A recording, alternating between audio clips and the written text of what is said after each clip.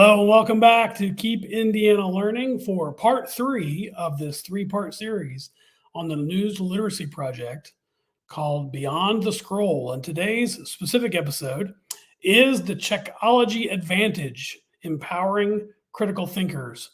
I'm here with my Keep Indiana Learning colleague, Stevie Frank, and I'll let her introduce herself. Everyone, if you have listened to part 1 and part 2, you already know who we are. But for those of you that are just joining us to talk specifically about Checkology, my name is Stevie Frank. I am a digital learning coach here in my district in Zionsville, Indiana, and I am also an education consultant.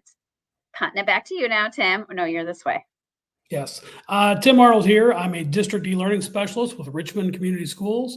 And as we mentioned in the other episodes, we are digital innovation coaches with Keep Indiana Learning, both classroom teachers in our past, but very excited to talk to you today about Checkology, another part of the News Literacy Project. So Stevie, I'll let you take it away.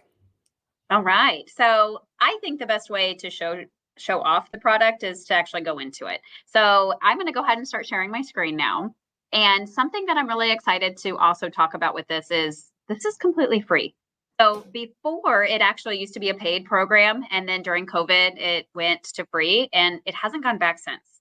So I know a lot of other companies have kind of gone back. I feel like now it's in 2024, we can actually say I think it's here to stay. So this is great. So I'm going to show you around the platform, and I'm going to specifically talk to you about some of the different lessons that Checkology offers for teachers and for students to be able to give them these critical thinking skills, because how do you teach those skills? Like, that's really hard. So as I'm kind of going about the dashboard, I know you had talked about some different lessons that you did. What are some things that you did in the classroom setting before you had Checkology? Yeah, so I was a big user of Socratic Seminar, Yes.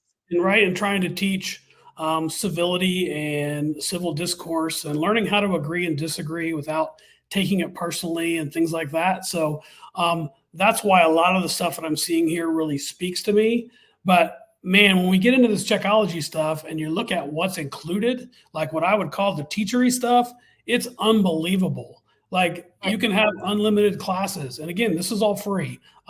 Student accounts, numerous interactive expert-led lessons, dozens of practice and extension and fact-checking activities. There's just so much stuff there. You can take your students through these series of lessons. You can give them a pre-test, run them through these very highly interactive lessons and a post-test and see real results to these things. And it's just very, very easy to set up. And I know that you're going to show us some of that stuff along the way, but I wanted to preface just some of the things that we're going to see here. Oh, that sounds great. So that's where I think it gets the big bang for its buck is the content. So on here, I'm just previewing some of the different lessons that you can then assign to your students in your classroom once you get them into your class set up. And then I'm also going to show you where you can kind of take a look at some of the different levels of like, how difficult is it? How hard is it? I was also a former 4th and 5th grade teacher, and I actually did these whole group. So I taught a lot of these lessons just with all my students in the classroom.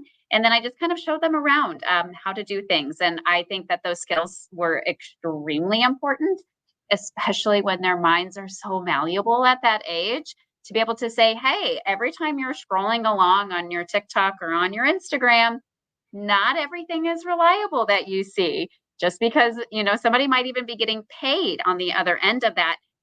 So let's just dive into the lessons. I'm just getting so excited.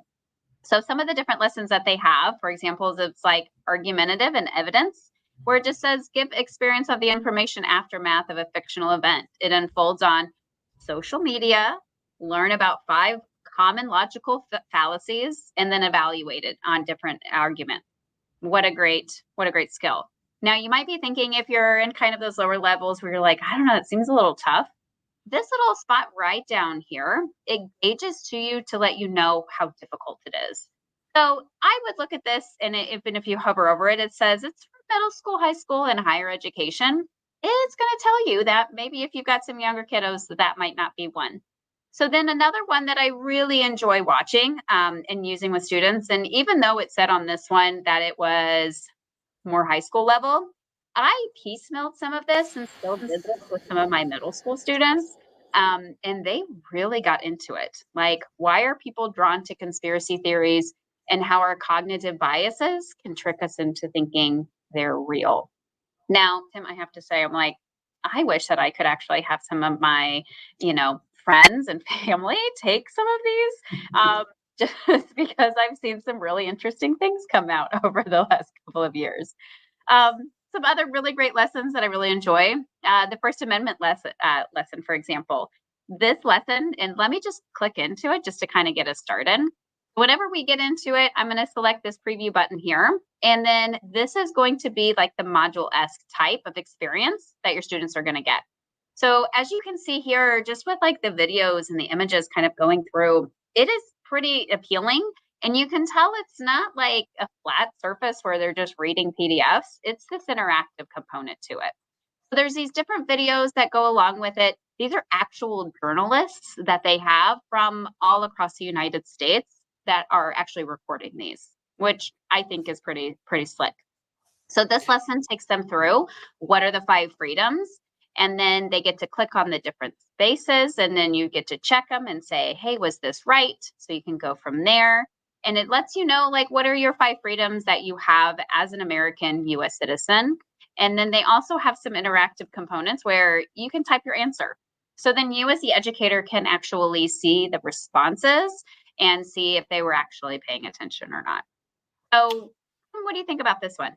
Yeah, I love that lesson, and I think I was happy that you pointed out the different grade levels or different, experience levels that might be needed. But I'll add that they even have a function called course lock that allows you to control the sequence of what your students see. Like the one you showed earlier, there were like 47 items in that one. And so you as a teacher control what they see and what order they go in. You can also toggle off these uber engaging things like leaderboards and contests and discussion walls. You have control over that as the educator once you set up your classroom. Oh, For so me, glad you yeah, brought that up. when kids go through this stuff and they take that pre and post test, that's where I think it's really, really amazing to see those results. And they've got some proven results in there. Like they're looking at, 71% of the students that take these courses are better at least recognizing misinformation. Yes. 85% of the students, they can see that which appeal of misinformation is being used against them as they're looking at this stuff. But when you go through the lessons, they're really short clips, some Yeah. explanation, and then you make your decision. And sometimes you're right and sometimes you're wrong. I went through a couple lessons myself. I didn't get them all right. And so, as you said before, yeah, I think all of us could use a little bit of this.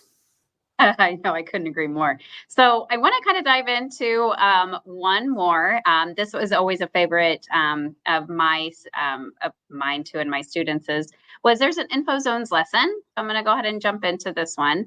And info zones are really just kind of telling students that, well, just because something is titled, for example, where you're like, it's giving information, it doesn't necessarily always mean that it's news. And so through this lesson, they actually talk about how like BuzzFeed, even though it like feels like news, that it's really not. And their main source of information is for entertainment. And so that really gets students to be thinking about. So like even this question, what kind of information is likely to have been verified by an editor before being published? And then they get to choose which one. So I'm just hoping that students aren't saying that TikToks are. I'm really just hoping. But it actually gets them thinking about some of those different questions as well. I would say that one is probably one of my favorites. And that one was also, if you could tell, let me scroll back down, as you can see on there, that it was not very difficult at all. So it said for upper elementary and middle school. So this is where you start getting students to think about genres. So when you're talking about those lessons of what's fiction, what's nonfiction, well, where's your information? What kind of genres are those looking in? So that's some roundabout ways about Checkology. I hope you go through a dive through it. So Tim, what more am I leaving off on this?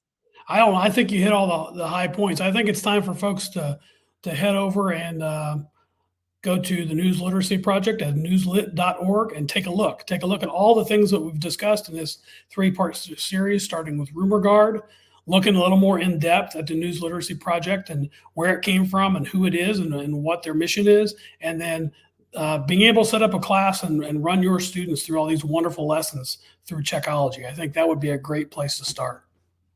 Yeah, and let's hope that we make some more informed voters out of these lessons. I guess that's the goal, right? Yeah, that's why we started this conversation, and that's why we thought we would bring it to you. And we wanted to make it as timely as possible heading into the election cycle for 2024 and get it to you in time to use it with your students.